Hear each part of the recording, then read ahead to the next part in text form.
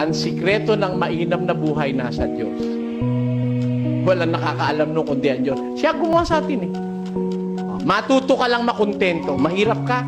Learn to be content of what you are and you will be contented. Diba? Makontento ka lang kung ano ka.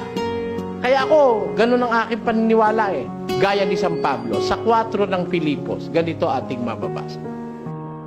Marunong akong magpakababa at marunong naman akong magpakasagana. Sa bawat bagay at sa lahat ng bagay ay natutuhan ko ang lihim, maging sa kabusugan at maging sa kagutuman, at maging sa kasaganaan at maging sa kasalatan. Ayun.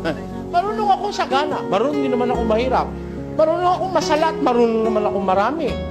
Tayo, kontento siya. O pagka kontento ka, may problema ka ba? Wala. Kano kita mo?